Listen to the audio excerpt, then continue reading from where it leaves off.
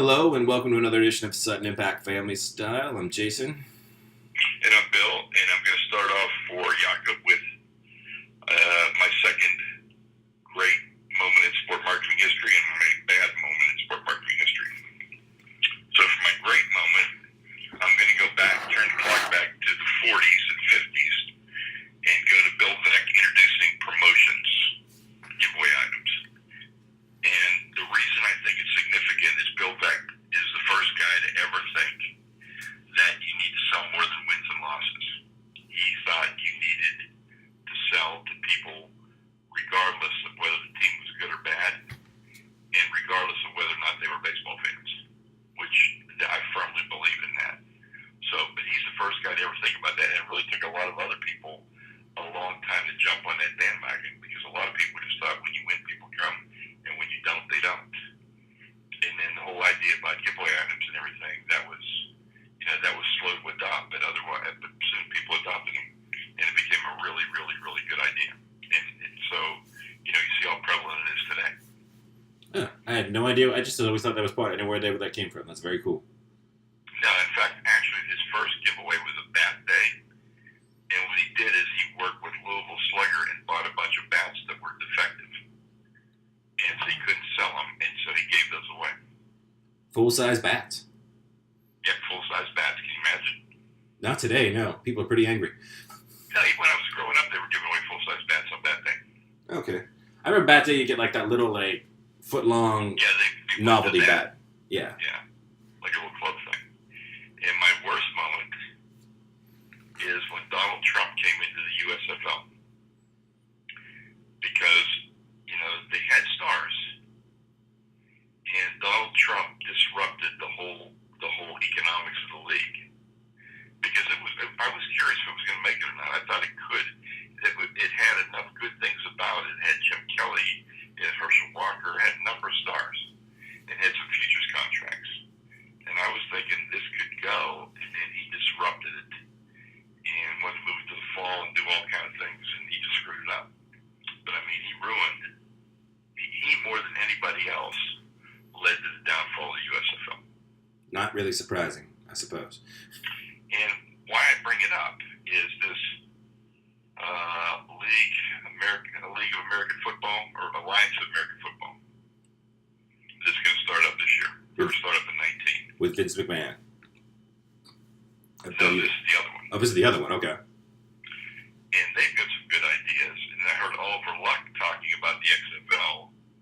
And, what you do when you start one of those leagues is you take the other league on by attacking its weaknesses. And the weaknesses are it takes too much time to play the game, too many commercials, yada, yada, yada. So the XFL and Oliver Luck is already talking about those things. That's how they're going to take it on. The games are going to be quicker. They're going to be more flow to them. They're not going to be standing around. So they're going to try and speed up the game in terms of making it not like soccer where it's nonstop because you have to always get the ball on the complete pass, but something more along. It's going to be a faster paced game. I think that's what they're going to do. So I think that could be a really, really good thing. So we'll see what happens. What do you want to get? I just stick to my original conclusion now, and my original conclusion is there's just not enough interest for another football league, let alone two other football leagues. Definitely not, no. Now, do you think you could, if you were the other league, would you just automatically come right out of the gate offering, baseball kind of contracts where you get guaranteed, your money's guaranteed no matter what contract? No, I think the play is now that you want to prove to the NFL there's a need for a farm system. There's a need for a developmental league. That's what the play is for both of these teams, in my opinion. That's what I think the play is. So not to become the new NFL, but to become a branch of the NFL. No, but to become like the Steelers farm system and the Patriots farm system, yeah, that. So, I mean, it's an interesting concept. Maybe depending on whether the NCAA starts paying players or all these lawsuits against the NCAA, the timing might be right for this. I don't know. Let's see. That is definitely something to keep an eye on. Yes, definitely something we will definitely keep an eye on our show, and we'll watch how these things go. All right. Now, did you want to move into another sport business moment or go right to our NFL, AFC East, NFC East? Let's go to our NFL. Might come back to another business moment later on.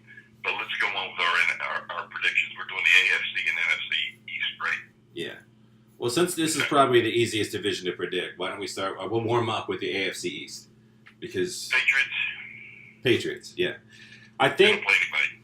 no. So let's make it more interesting. Who do you think will finish second in the AFC East?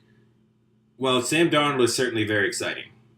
He looks like the Jets may have their first real quarterback since your favorite Joe Namath. It looks like. I mean, if he stays healthy and all those wonderful things. He's made some plays on the preseason that look like a legit quarterback. Like he's got the arm, he's throwing on the run. It seems like he moves well in the pocket. And I mean, I know I said on the show I thought he was going to be a bust, and it was partially based on his giant head. But I think that's actually going to help him in football somehow. So I don't know. I just thought he's looked fantastic. But I would say if I had to pick a team to come in second, it would be based on the coaching. I got to go with Adam Gase and the Dolphins. Like I know they technically traded away and gave away some of their better players, if you count Jarvis Landry and Ndamukong Suh. But Ndamukong Suh, obviously, is legendary for being disruptive both They on... get rid of two distractions. Right, because if anyone has watched any of Hard Knocks with the Browns, Jarvis Landry is something. I think he's an excellent wide receiver, but he's also... he doesn't seem like he's a Belichick type player, let's just say that, let alone anybody else. You're going to hear from him. You're going to hear from him. He's going to make his voice known. He talks about some weird stuff. He's got the whole I pretend I'm Rambo on the field. Like, it's like I said. He's one of those. He's tough because same with Ndamukong Suh. Like when those two guys are on, they're two of the best at what they do in the NFL. But if you're trying to make an organization where everybody is sort of on the same page, both on and off the field, press wise, talking to people. The Belichick style, if you will, to stick in the AFC East with Patriots. Like, Gase seems like he's got sort of that mindset. Of course, they're dependent on Ryan Tannehill, who can't seem to stay on the field. And even when he stays on the field, I'm not quite sure what he is. And then the last team up there, obviously. It's a hard pick. Because part of me likes Buffalo. Really? Part of me likes Buffalo, not all. Part of me likes Buffalo. And who is starting on this Buffalo team you sort of like? A quarterback, I should say, not everywhere else. I think it's got to be Josh Allen. I don't see how it can be anybody else.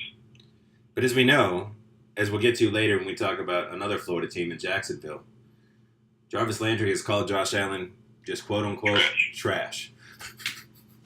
But he looked pretty good the other night.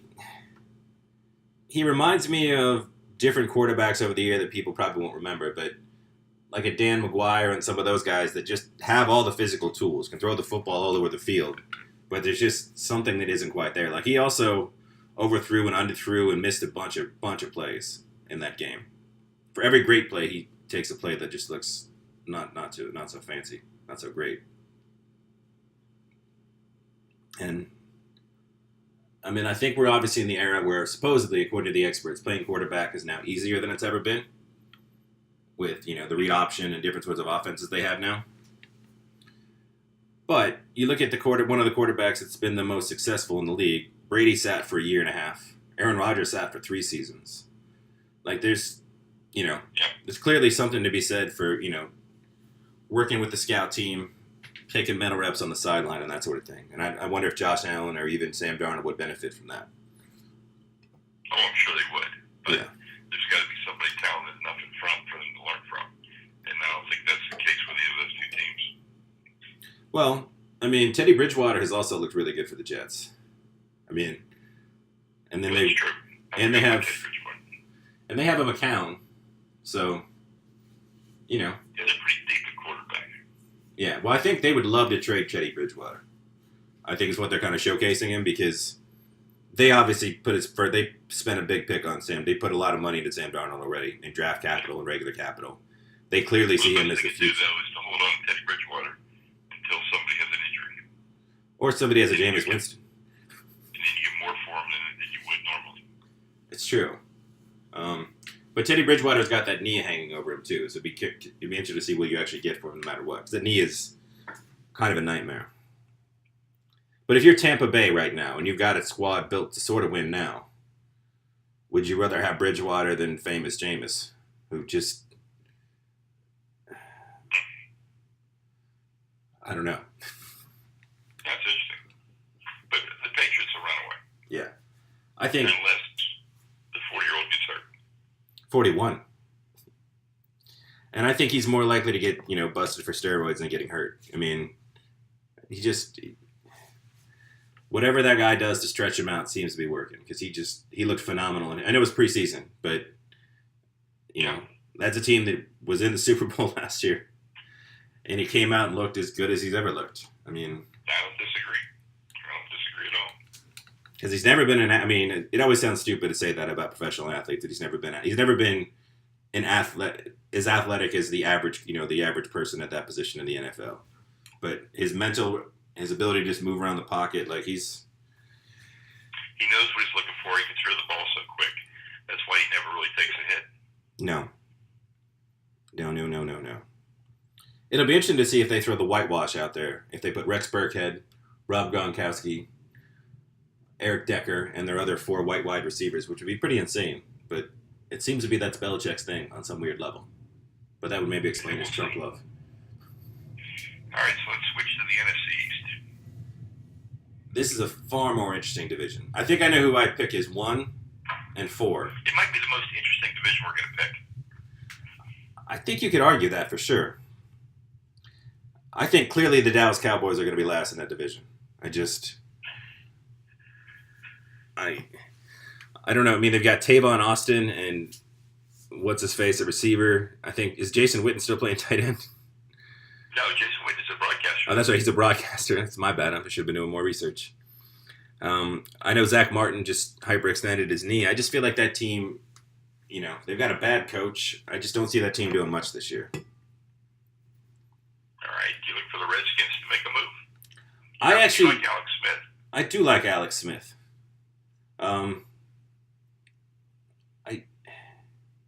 I don't know though because you saw what they're doing today, right? They brought in Adrian Peterson in for a workout because they've had so many injuries at running back. And as great as Adrian Peterson was at his peak, he's been absolutely terrible for the last 2 seasons. And it's hard to imagine after those last 2 seasons coming back at 34 years old in the NFL, a running back with all the miles he has, being able to do anything. Personally, I think Adrian Peterson has too many miles on him. Yeah. And again, he couldn't stick in New Orleans, couldn't stick in Arizona. I mean, it just, it might be done for him. I think if you're the Redskins, I guess it never hurts to bring somebody in and kick the tires around. But I know they were really counting on Darius Geist to come in and sort of be their lead back and then fill in with other guys. I think, though, with the rest of the team they have around there, and I don't think the Redskins are that bad, I think they can throw out, they can wait till the last week of the season to get cuts and then bring a couple of running backs in and find some way to sort of patchwork something together. There'll be 1 or 2 big names that are cost a little bit too much money. There'll be some things that happen. So, but I would pick them to come in 3rd in the division, despite that. Okay. Where do you have the Redskins? I get the Redskins either 2nd or 3rd, depending on injuries and other things that happen. Yeah. Well, the running back situation really, really hurts them because Alex Smith is a great play-action quarterback, and you got to have that real threat of a run. And if now they're bringing in Adrian Peterson in the hopes that he has something left in the tank, doesn't really give me a lot of faith in their play-action game along with their running game. So, and I've got a little bit of Odell Beckham and the rest of that. I mean, the Giants had a lot of bad luck last year. They did have a lot of bad luck. I think Saquon Barkley opens up a lot of things for that team. Because as we talk about the Giants, they lost by week 5. I think they had lost 4 of their starting offensive linemen. They had lost 3 of their starting receivers, and they would end up losing their top 4 of their top 5 of their top 6 receivers by the end of the season. So, I mean, you look at the odds of that happening a second season in a row are pretty slim. I agree. Well, they're my pick to win the division. Over the Eagles? Yep. Oh. I'm going with the Eagles again in that division. I just think they have so much talent on both sides of the ball. Yeah, I have to be controversial. We can't both have the Eagles. No, that's both true. have the Patriots. So I'm going to take the Giants in a miracle. Something happens to the Eagles, nothing happens to the Giants. Well, I mean, I guess in good news for your prediction, we saw that Nick Foles went down against the Patriots with a shoulder injury. I don't think we know the extent of it as of yet, as of the recording of this, how bad it is. And Carson Wentz is still, he's still, I guess he's technically on pace for week 1, but I don't know if they don't want to play him. I know they don't want to play him week 1. But they don't want to play him week 1. I think I think they were hoping to sort of have him come back by week 4 to 6, somewhere in that range, give him the extra time. But the Foles injury obviously changes things a little bit, so. Yeah, the other reason I'm picking the Giants is the Eagles are playing a tough schedule. And the Giants are playing a 3rd or 4th place schedule. Exactly. The Giants have a lot going for them. And again, if they're missing both Wentz. They can beat the Eagles once. Yeah. Some other people beat. You know how it is. When you win the Super Bowl, everybody comes after you. Right. And if you're playing without Wentz and without Foles, or without either, 100% of either one of them for a few weeks, you drop a couple of those early games, lose, split with the Giants. Right there. Bam. But in any case, I feel both of those teams are going to be in playoffs. Okay. Yeah, my strongest feeling on the division entirely is just that Dallas is going to be bad. I just don't see the talent on that team. I don't see how they're going to move the football. Because I think they're going to be able to stack the box against Ezekiel Elliott. I think we've seen enough from Tavon Austin over the years. And, is it Bentley? Is he the little tiny redheaded wide receiver they have? No. You mean the guy from... Cole Beasley. Becker, TCU. Where's he from? Cole Beasley, yeah.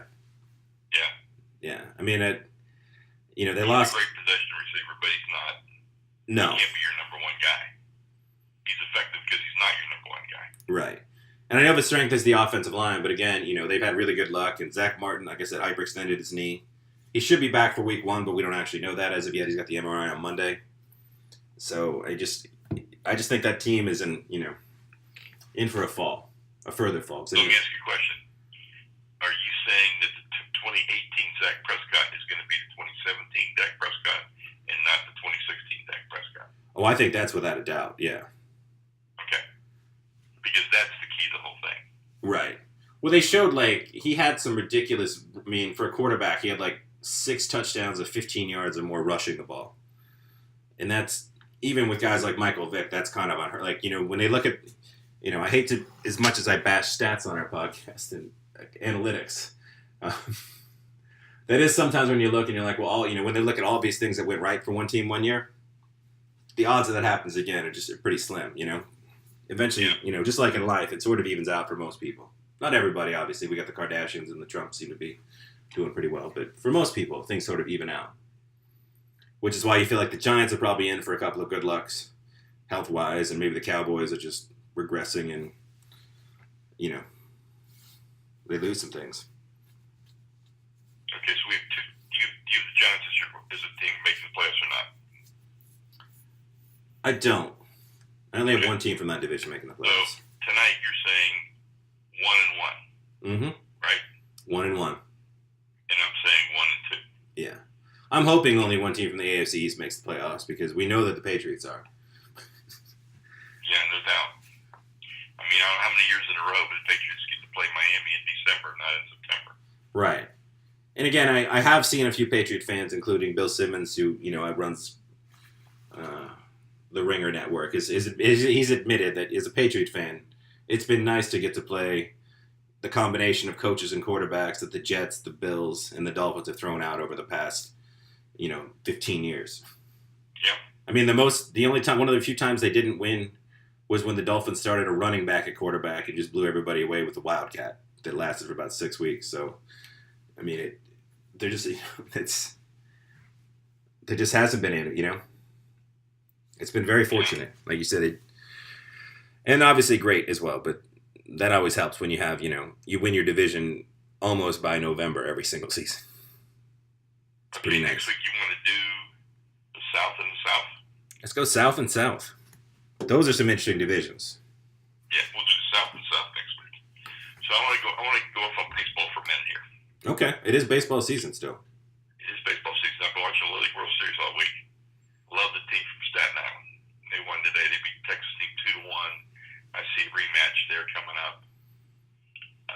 The Japanese team looks really good. The South Korean team looks really good. So those are going to be the 4 teams I picked to be in the finals. And then we'll see what happens. But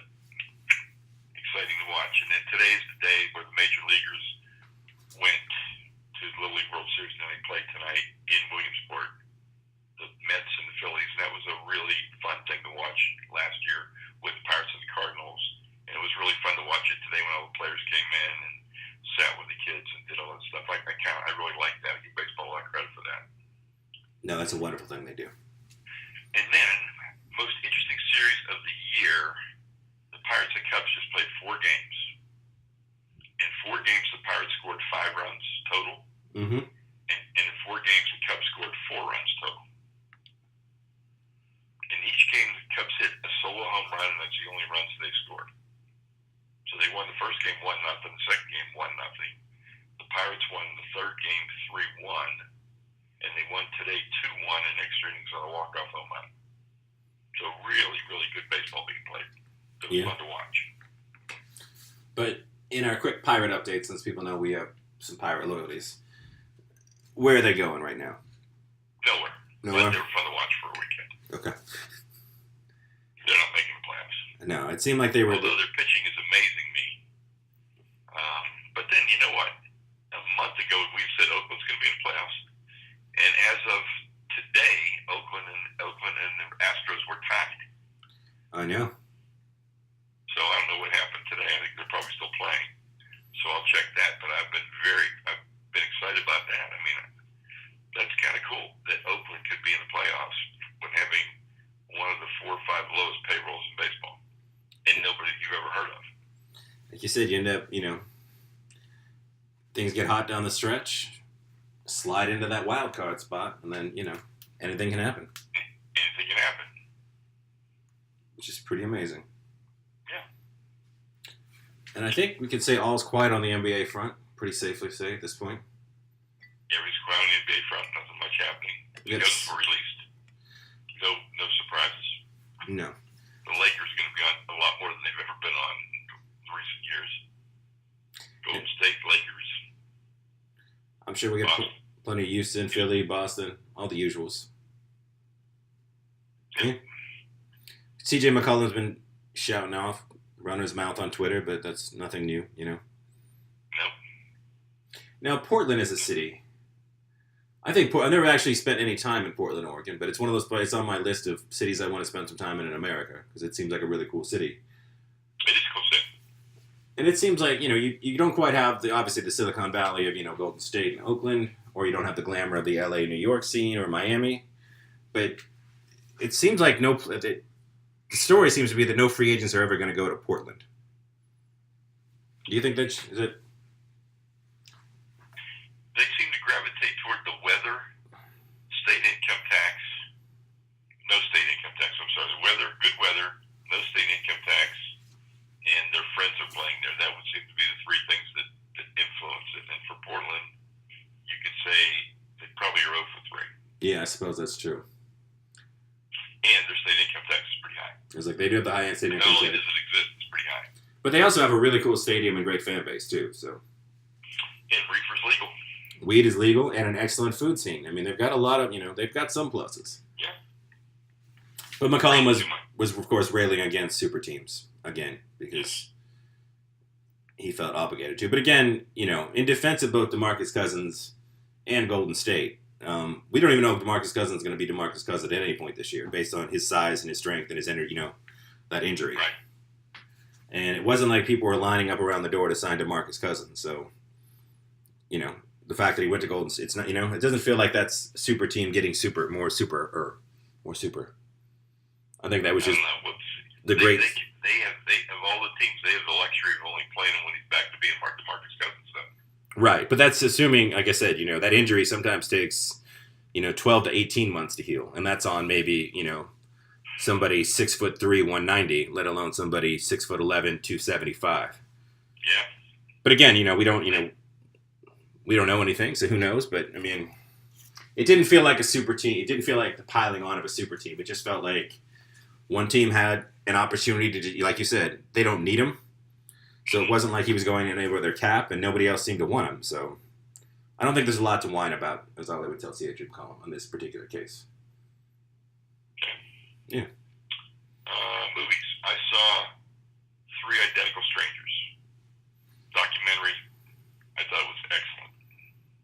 made me really think and scared me a little bit about why it happened. So I don't want to give away a lot. Tell people to watch it. I'm going to tell our listeners to view the trailer and go check it out.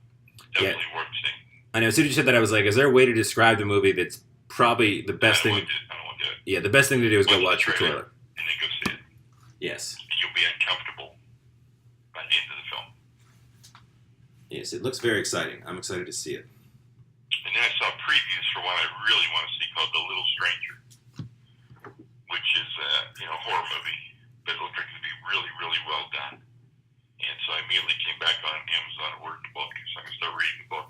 So when the movie comes out, I'll have read the book and I'll go see the movie. Okay. It looks really, really interesting to me. So again, watch the trailer. Yeah. Well, I watched... And I watched Swingers last night, and I'm a huge Vince Vaughn fan. Yes, you are. But I didn't like. I did not like the movie. I was disappointed in that the whole thing is Jon Favreau recovering from a breakup. Right, and Vince Vaughn is more of a sub. But I would say this, having seen the movie a long time ago before we got. I mean, I know he had obviously been. He was the quarterback in Rudy, our sports tight end. Vince Vaughn was. Yep. And he had done a lot of smaller parts along the way, but this was the first. Swingers is the first movie where he plays Trent Doubledown, where we sort of get to see the riffing, funny Vince Vaughn that we've come to love since then. But it was like it was the seedling of that before he blossomed into the guy from Wedding Crashers that just running his mouth constantly, like a weird. You're right.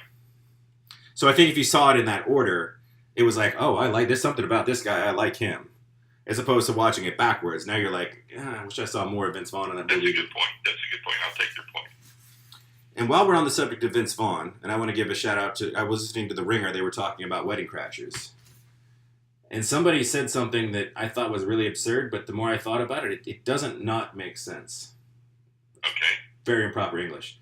But they compared Vince Vaughn to a very famous film comedy legend that I wouldn't think you would think to think of.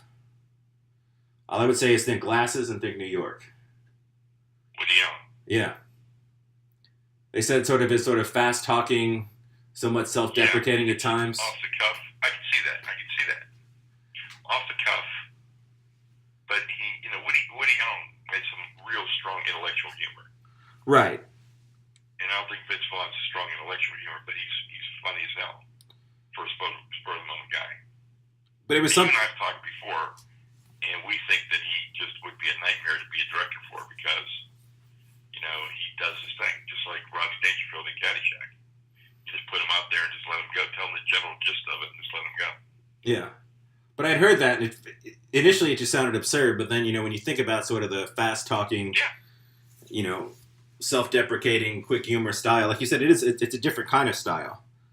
But all of a sudden I was like, I can kind of see it. I didn't think that I'd be able to see it. I thought it was absurd, but after thinking about it, I was like, I kind of get that comparison. Yeah, for sure. Which is a little bit odd. Well, I watched 2 films this weekend as well. I'll start off, I watched Action Point, starring Johnny Knoxville. Anyone that knows me knows, I grew up, I love CKY. I love Bam Margera, Johnny Knoxville, Jackass. And I would say, even if you have a great love for all those things, you're probably not going to enjoy this film. It's more of a movie than it is. If you watch the trailer for Action Point, it looks like it's a fictional Jackass for the most part. And unfortunately, it's more of a movie, which is not their strength, I would say. And we only get Chris Pontius as the only other CKY Jackass sort of tie-in member of the crew that shows up in the film. And it's not fantastic. But I watched another, I guess you could call it a sports movie. I watched Tag.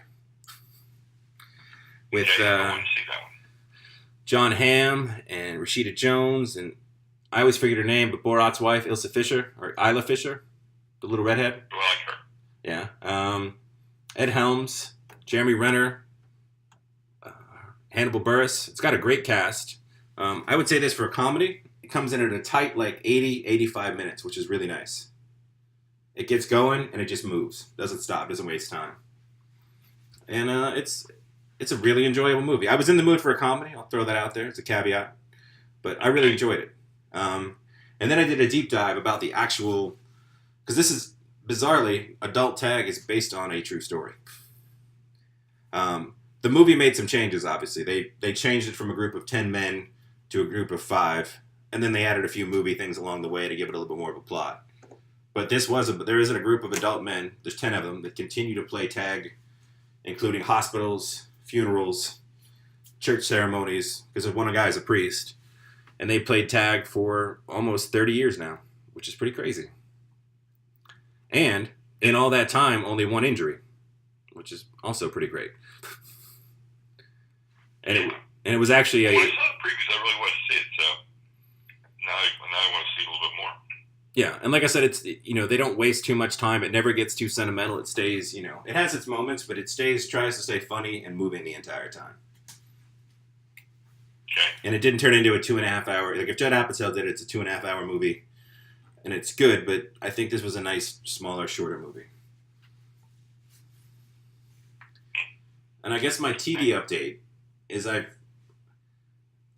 gonna get back to it, but the Castle Rock, which have you started yet? Because that is Stephen King did. Yeah, and what is it on?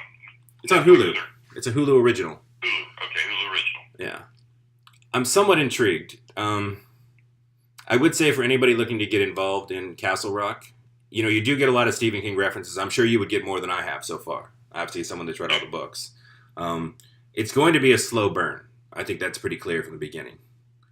You're getting a lot of, sort of atmosphere. And that's sort of been the criticism, is that people sort of feel like, you called it Castle Rock. We know it's in the Stephen King universe. We sort of already get the style. We already get the atmosphere. We don't need 2 episodes of you showing us like the feel of the town. Like we already sort of know it. But I'm still into it. It hasn't been one of those shows that I have an episode and a half I haven't watched yet. So how many episodes in the series? I think they've already greenlit a second season, but I think it's probably a 10 episode per. I'll have to check it out. But I mean, Shawshank Prison is involved, and yeah, I read about it. It sounded really good. There was a lot of different things. It was almost like the universe of everything he's done is kind of all comes to life in this place. And this isn't really a spoiler because it's in the trailer. Skarsgård, the guy that plays It, does the clown have a name, or is he just called It? No, I just did. Well, he acts in the show, and he's an intriguing character that we know very little about at this point. So, and this is Eric's brother from True Blood. True Blood, okay. I guess he's the youngest of the Skarsgård? No, maybe the youngest? I don't know. There's a lot of the Skarsgårds running around Hollywood, but yeah. All right. And I will point out that last year I loved Mr. Mercedes. Yes. And the second season of Mr. Mercedes starts on Wednesday night on Audience, and I'm not so, which is a DirecTV station. I think Audience is a DirecTV exclusive, so I don't know if you can watch it on any other things like Netflix or anything. I don't know if it's out there or not. I don't think it is as of yet. Prime, but it's definitely on Audience on DirecTV, and I'm excited about season 2. But I would say this. You had told me about that show, and I knew very little about it. I've seen a lot of ads for the second season. Yeah, it was really popular. Very well acted. So it seems like they know they have something on their hands, and they're actually trying to push it and get it a little bit more into the... Yeah, it was really good. Get it out there a little bit more. Okay, and I got a couple food moments since we were in California for Dan's wedding. I ate at a place in La Jolla. It's a chain, but it's not, I don't know how many of them are, I think it's about 12 of them. It's an upscale steak and seafood chain called Trulock, Trullock. And they introduced me to, I've always liked king crab, but they came out with prime king crab, which is the biggest leg on the crab, and the leg itself is like a pound. And it was awesome. Just absolutely awesome. And we had some desserts there, and everything we had was phenomenal. Yeah, just because I know very little about crab, do you normally not get the prime leg? Do they keep that for other things, or? I don't know. I didn't know there was a prime leg. Maybe it's just it was when they bring it out. they show you what a cluster of the regular a cluster of crab legs is 2 pounds. Okay. But the the prime king crab leg by itself is a pound. I see. It's the biggest of the legs, so the most crab meat in one leg, and it was off the hook. It was phenomenal. Huh. My mind, I automatically become skeptical of just amazing marketing. But I mean, obviously, if it's a bigger leg, but I just figured, where's the bigger leg? Where's it been this whole time? You know. They're telling us the story at the table. The waiter's coming over, and he says that this restaurant chain has a deal with some of the captains on the Dangerous Cat show. Okay. And they get since they buy so much of the crab, they get to pick of the litter. Okay. Now, that could be all BS, but he sold me on it, and I wasn't disappointed. And it was a giant leg, so. Oh, it was giant. Yeah, it was giant. It was easily cracked and easily opened. It was really good. Okay. And then, let's see, I talked about the San Diego Donut Bar. Again, I went back to San Diego Donut Bar, posted pictures on Twitter. Amazing. But probably the most amazing thing I'm going to say of all the food moments I had last week, and I had a lot, was I had great pizza in a baseball stadium. Yeah, you talked about that a little bit last week. That's crazy. I know, and it was amazing. I'm still talking about it. It was really, really good. That is pretty crazy. But so the Drew Locks, I went to another restaurant called Cafe Milano that had seafood in an Italian restaurant in La Jolla, and the Donut Bar. It was a great week. You know, California's got some great restaurants, great food. Nice.